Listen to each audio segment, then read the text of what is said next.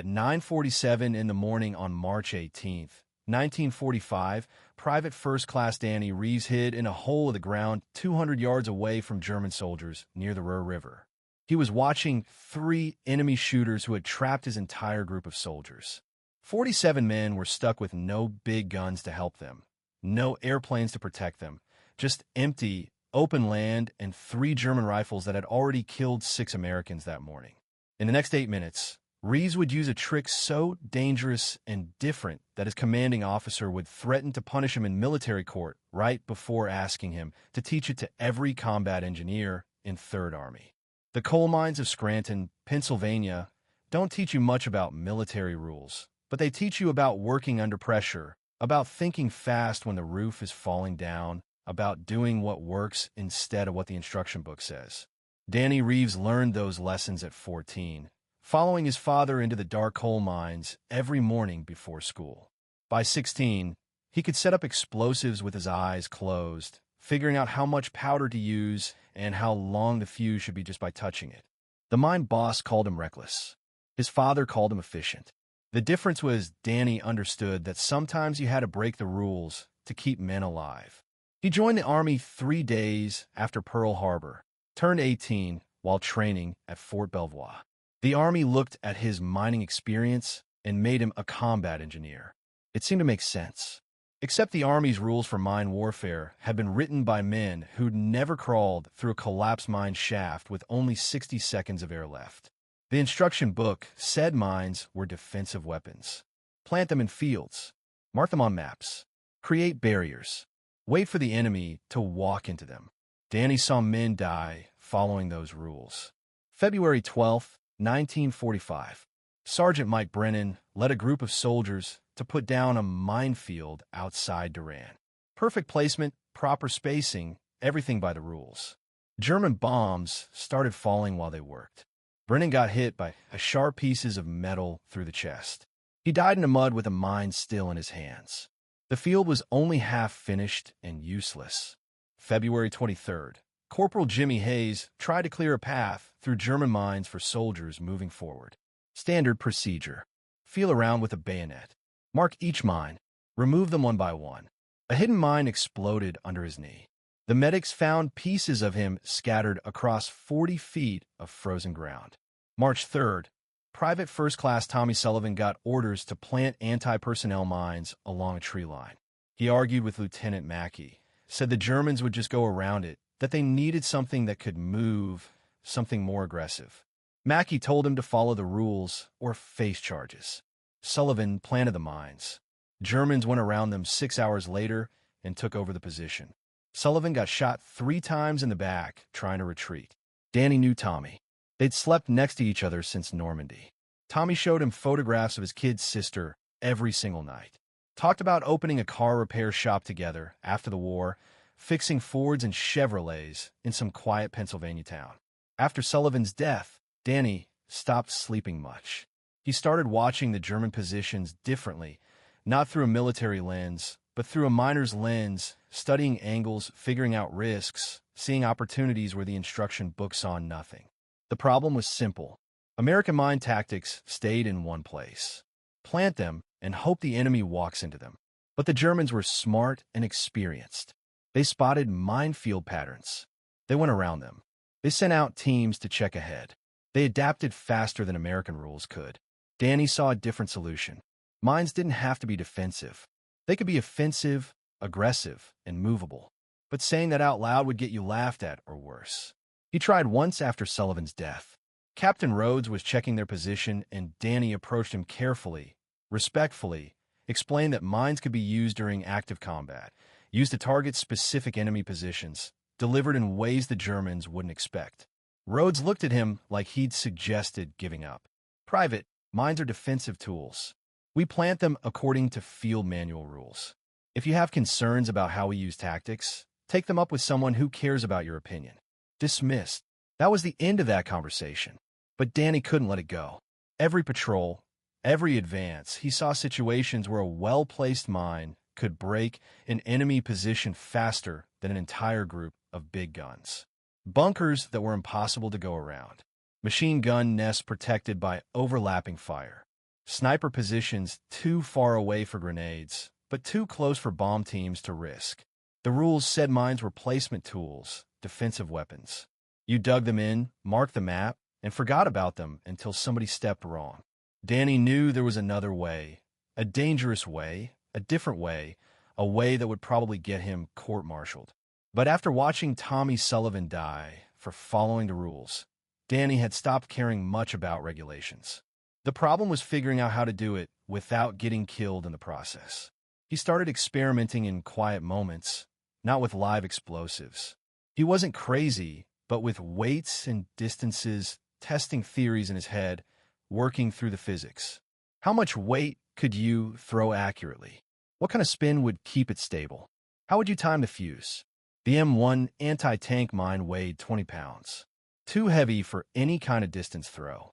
But the shoe mine, the German shoe mine the engineers had started carrying as captured equipment, that was different. Just 4 pounds, small, compact, powerful enough to blow a leg off or collapse a bunker entrance. And if you changed the fuse just right, if you shortened it to burn fast but not too fast, if you could throw it hard enough and straight enough. Danny thought about it constantly, worked through the angles while digging foxholes, figured out trajectories while cleaning his rifle, imagined the spin while lying awake in dark barracks. He knew it could work. He also knew it was absolutely forbidden. March the 17th, 1945. Night fell cold over the Ruhr pocket. The company had pushed to within 300 yards of the river, but German resistance was getting stronger. Sniper fire had been picking off anyone who moved during daylight. Artillery was saving shells for the main assault. They were stuck. Danny sat in a shallow fighting position, cleaning his M1 carbine, listening to Lieutenant Mackey talk to squad leaders 20 feet away. 3 confirmed sniper positions, Mackey said quietly. 2 in the farmhouse at 200 yards, 1 in the church bell tower. They've got clear views across our entire front. We advance tomorrow at dawn regardless. Division's orders. One of the sergeants spoke up. That's a goddamn death sentence, sir. We'll lose half the company crossing that open ground. I'm aware of that, Sergeant. But unless you could drop artillery on those positions without bringing down the entire German line on top of us, we don't have options. Danny listened, thought about Tommy Sullivan, thought about the shoe mines in the supply building, thought about angles and fuses and rotation. He stood up. Sir, I might have an option. Mackey turned, irritated. Reeves, unless you've developed the ability to fly, sit back down. I can take out those positions, the snipers, tonight. The silence that followed was cold. Explain yourself, Private. Danny explained. Not all of it. Not the part about modifying fuses or the physics he'd been figuring out for weeks. Just enough to make Mackey understand the basic idea. Use captured German mines. Modified deployment. Close approach under darkness. Eliminate the positions before dawn. Mackey stared at him for 10 long seconds. That's the single most reckless thing I've ever heard. Yes, sir. You'll be killed in the attempt. Maybe, sir. And if you somehow survive, I'll have you court-martialed for destroying military property and violating engagement protocols. Understood, sir. Another silence. Then Mackey did something Danny didn't expect. He smiled just slightly. You have until 0400 hours, Reeves. If those positions aren't neutralized by dawn, you better hope the Germans kill you before I do. At 11:15 p.m., Danny moved through the supply building alone. The captured German equipment sat in wooden crates near the back, poorly organized and mostly forgotten. He found what he needed quickly. For shoe mines, complete and working. He checked the fuses carefully, examining the powder trails, measuring the burn rates by texture and smell. Standard fuse. 8 seconds from lighting to explosion. Too long for what he had planned.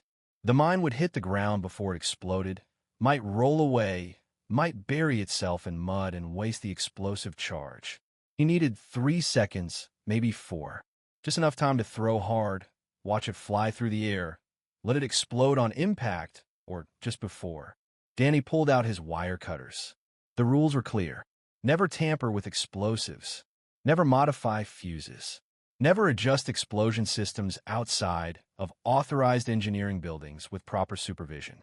He thought about Tommy Sullivan again, about the photographs of his kid sister, about dying because you follow the rules. Danny cut the fuse.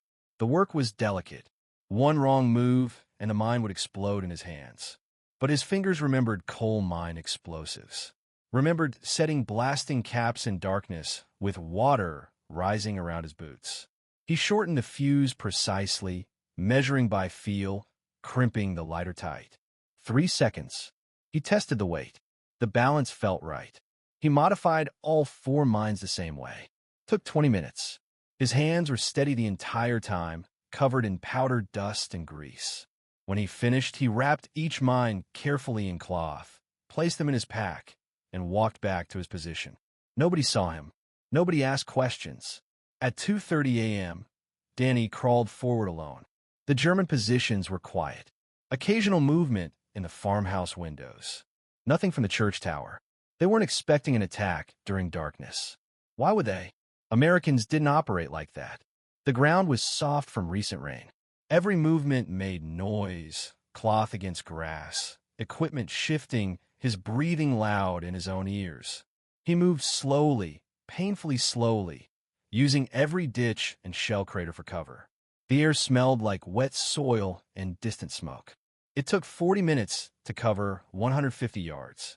His knees ached, his hands were numb, but he reached a collapsed stone wall 50 yards from the farmhouse and stopped, catching his breath, studying the target. 2 windows, second floor, sniper positions facing the American lines. He couldn't see them clearly, but he could see the rifle barrels occasionally catching moonlight. Danny pulled the first mine from his pack, unwrapped it carefully, found the lighter cord. His heart pounded, not from fear, from anticipation. This was either going to work amazingly or kill him amazingly. Either way, it would be amazing. He struck the lighter against a rough stone. It sparked, caught, started burning. 3 seconds. Danny stood, arm cocked back like a pitcher on a baseball mound. 20 years of muscle memory from childhood, throwing rocks at rats and mine shafts. He focused on the window, figured out the arc, adjusted for wind. He threw. The mine spun through the darkness, a dark shape against darker sky. For one terrible moment, Danny thought he'd miscalculated, that it would fall short or go wide. Then it disappeared through the second-floor window. 2 seconds later, the explosion lit up the night. The blast was huge, louder than he'd expected, brighter, more violent. The entire upper floor of the farmhouse exploded outward. Wooden beams splintered. Stone cracked. Fire bloomed from both windows at the same time. German voices shouted. Someone screamed. Danny was already moving, pulling the second mine from his pack, lighting the fuse, targeting the next window where he'd seen the second rifle. He threw again. This one was perfect. Sailed through the window like a fastball, exploded inside the room. The second explosion finished what the first had started. The roof collapsed inward. Flames spread fast through the old wood. Nobody was shooting from the farmhouse anymore. Danny turned toward the church. The bell tower was 180 yards away, too far for an accurate throw. But the sniper up there had heard the explosions, would be looking toward the farmhouse, trying to understand what happened. Danny ran, not toward the church, toward a drainage ditch that angled closer that would give him 60 yards of covered approach. His boots splashed through standing water. His breathing came hard. Behind him, German soldiers were shouting, organizing, trying to respond to the farmhouse explosions. He reached the ditch end. 90 yards from the church now. Still too far. He crawled forward through open ground, exposed, vulnerable. If the sniper looked down, if anyone spotted him, he was dead. But everyone was looking at the farmhouse, at the fire, at the chaos. Danny reached a burned-out tractor 70 yards from a church. Close enough. He pulled the third mine, lit the fuse. The church bell tower was a tall target, narrow. The window openings were small. This throw would be harder than the farmhouse. Higher arc, more spin, longer flight time. Danny had thrown rocks at birds as a kid, never hit many, but he'd learned the technique. He threw upward. Maximum force, perfect release. The mine tumbled through the air for 3 seconds that felt like 30. Danny watched it rise, arc, fall. It went through the bell tower opening. The explosion blew out all 4 sides of the tower at the same time. The bell itself rang once, a broken sound, then crashed down through the church roof. Flames erupted from the opening. The sniper never fired again. Danny stood there, breathing hard, watching the fire spread. 3 positions, 3 throws, 3 successes. Then he heard footsteps behind him. He spun, reaching for his carbine, expecting German soldiers. It was Lieutenant Mackey and Captain Rhodes and 4 other soldiers from the company, all of them staring at the burning buildings with expressions somewhere between shock and awe. Mackey spoke first. "Reeves, what in the actual hell did you just do?" Danny looked at the fires at the destroyed positions at the dawn starting to break over the Ruhr. "My job, sir. Remove the obstacles." Rhodes stepped forward. His face was unreadable. For a long moment, he said nothing. Then, Sergeant Williams, make a note.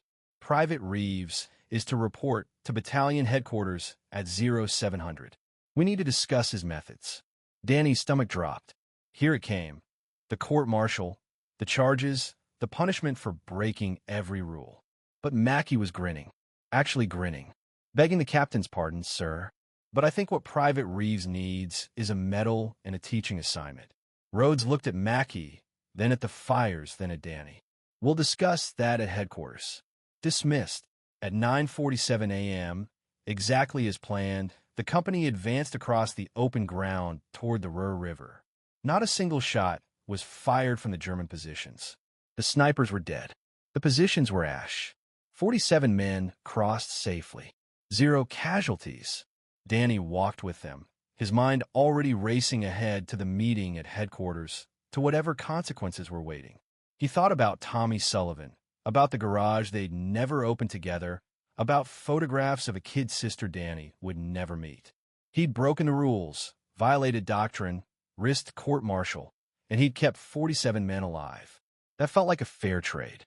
At 7 a.m., Danny stood outside the battalion headquarters tent, waiting. His uniform was still muddy from the night patrol. His hands still smelled like explosive powder. He cleaned up as best he could, but there was only so much he could do with cold water and a rag. Inside the tent, he could hear voices. Rhodes, Mackey, someone else he didn't recognize. The conversation was muffled, but the tone was heated. Finally, a sergeant came out and gestured him inside. The tent was cramped, lit by a single kerosene lamp despite the morning light. Captain Rhodes sat behind a folding table covered in maps and reports. Lieutenant Mackey stood to one side, and beside him was a Major Danny had never seen before, older, with combat infantry badges and a Purple Heart ribbon. "Private Reeves," Rhodes said formally. "This is Major Hicks, 3rd Army Combat Engineering Division." Danny saluted. Hicks returned it casually. "At ease, son. I've been hearing some interesting things about your activities last night." Hicks picked up a piece of paper from the table. "Lieutenant Mackey's report is quite detailed. 3 enemy positions neutralized. 0 friendly casualties. Method of engagement: modified German shoe mines deployed via manual throw with shortened fuses." Hicks looked up. "That about accurate?" "Yes, sir. You realize that tampering with explosive devices is a court-martial offense?" "Yes, sir." "You realize that unauthorized use of captured enemy equipment violates multiple Army regulations?" "Yes, sir." "You realize that conducting an unsanctioned night assault without proper authorization could be classified as abandoning your position?" "Sir, Lieutenant Mackey authorized." "Lieutenant Mackey authorized you to neutralize the positions. He did not authorize you to modify explosives, violate safety rules, or invent entirely new combat techniques that appear nowhere in any field manual written since 1918. Danny said nothing. This was going exactly as he'd expected. Rhodes spoke up. "Major, if I may, Private Reeves saved 47 men yesterday. His methods were unusual, but the results speak for themselves." "Captain, I'm not arguing with the results. I'm questioning whether we want to encourage this kind of reckless innovation. What happens when some other private decides to modify explosives and blows himself up? What happens when someone tries this technique without Reeves's clear skill and kills friendly forces?" Mackey cleared his throat. "Sir, with respect, we've been using the same mine warfare rules since the Great War. Static deployment, defensive positioning, predictable patterns. The Germans have figured us out. They avoid our minefields. They bypass our defensive positions. Maybe we need some reckless innovation. Prix was quiet for a moment. He looked at Danny again, studying him. Where'd you learn to throw like that, son? Scranton coal mines, sir. Used to throw rocks at rats, and I played some baseball in high school. And the explosive modification. Where'd you learn that? Same place, sir. Setting demolition charges in mine shafts. You learn to calculate fuse times pretty carefully when the ceiling's about to come down on your head. Prix nodded slowly. Then he did something unexpected. He smiled. Gentlemen, I'm going to make a decision that will probably get me yelled at by division command. He looked at Rhodes. Captain, you're not going to court-martial Private Reeves. You're going to recommend him for promotion to corporal and assign him to training duties. Rhodes blinked. Sir, we're losing this war on innovation, Captain. The Germans have better tactics, better coordination, better adaptation. We're following rules written when nobody had ever seen a tank or a combat aircraft. If we want to win, we need men who think like Reeves here. Men who see problems and solve them instead of waiting for some staff officer in Paris to update the manual. He turned to Danny. Here's what's going to happen, Corporal Reeves. You're going to spend the next 2 weeks teaching your technique to every combat engineer in 3rd Army. You're going to demonstrate it. You're going to train them on fuse modification, throwing technique, target selection, and you're going to write down everything so we can write it into official rules. Danny felt like the ground had shifted beneath him. Sir, I'm not a teacher. You're a coal miner who figured out how to kill 3 enemy snipers with capture mines and a good throwing arm. That makes you more qualified than half the instructors at Fort Belvoir. Prix stood. This is not optional, Corporal. You have 2 hours to write up everything you know about this technique. Lieutenant Mackey will help. We're running the first training session tomorrow at 0900. Yes, sir. Prix headed for the tent exit, then paused. One more thing, Reeves. Don't ever modify explosives without proper permission again. If you have ideas about new techniques, you bring them to Lieutenant Mackey first. If you freelance like this again, I will personally make sure you spend the rest of the war cleaning latrines in Casablanca. Clear. Crystal clear, sir. Prix left. Rhodes looked at Danny with an expression that was equal parts annoyance and grudging respect. Dismissed, Corporal. Get that training document written. Danny saluted and walked out into the morning sunlight, his head spinning. 2 weeks became 4. 4 weeks became 6. Danny stood in front of groups of combat engineers demonstrating the throw technique on a makeshift range, explaining fuse modification with careful precision, teaching target selection, approach tactics, safety rules. The men were doubtful at first. This wasn't how mines worked. This wasn't in the rules. Then Danny would demonstrate. Light the fuse, throw 70 yards, hit a target window, watch it explode. The doubt disappeared fast. By April, 23 combat engineers had mastered the technique well enough to use it in combat. By May, 48. The word spread through informal channels, engineer to engineer, company to company. Men who'd watched friends die to enemy positions they couldn't reach suddenly had a new tool. April 9th, Corporal James Donnelly used the technique to neutralize a German machine gun nest that had trapped 2 infantry companies near Kassel. 3 throws, 3 hits. 36 men crossed safely. April 23rd, Sergeant Paul Martinez destroyed a fortified observation post that had been directing artillery fire on American positions. 2 throws, direct hits. Artillery coordination collapsed. May 2nd, Private Eddie Russo took out a sniper position in a bombed-out factory that had killed 11 men over 3 days. 1 throw, perfect accuracy. The sniper never fired again. The reports kept coming. Success after success. Lives saved, positions neutralized, and the Germans noticed. May 7th, intelligence intercepted a German radio message from a Wehrmacht unit near Leipzig. The translation was rough but clear. Americans deploying explosives with unusual delivery method. Appears to be hand-thrown mines with impact detonation. Advise caution when occupying elevated defensive positions. May 14th, a captured German lieutenant was questioned about tactical changes. He mentioned that his unit had been ordered to avoid stationary positions with window access after multiple instances of American mine infiltration attacks. The technique was working not just tactically but psychologically. The Germans were changing their rules because of something Danny Reeves had invented in a foxhole with a handful of capture mines and a childhood spent throwing rocks. But official recognition was slower to come. The engineering division wrote reports, tactical analysis documents, training manuals. They called it mobile mine deployment technique in the paperwork, dry, bureaucratic language that stripped away the desperation and innovation that had created it. Danny's name appeared in exactly one paragraph of one report, buried in an appendix. Initial development of technique attributed to Corporal Daniel Reeves, 23rd Combat Engineer Battalion, March 1945. No medal, no award, just a footnote. Danny didn't care.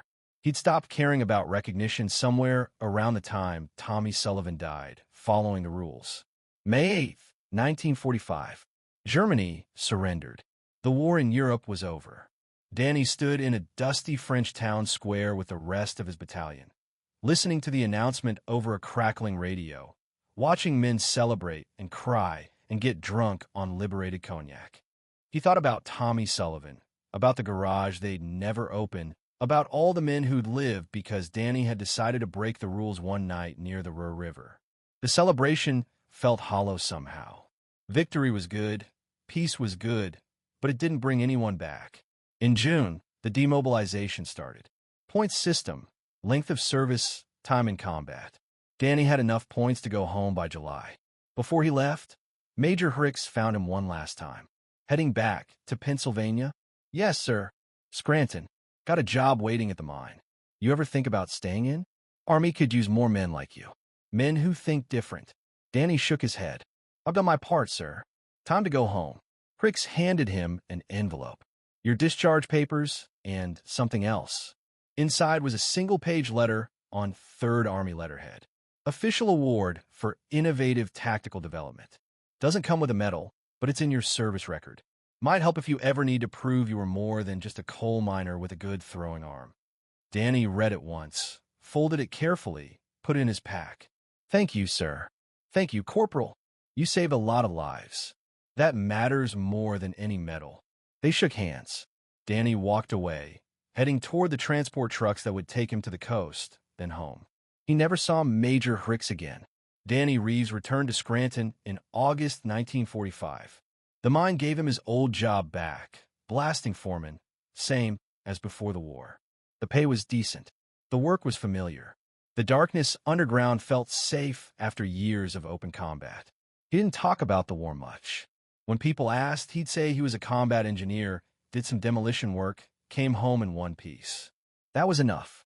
He never mentioned the mines, never mentioned the farmhouse, never mentioned the 47 men who'd crossed safely because of 3 modified fuses and a good throwing arm. One person knew the whole story.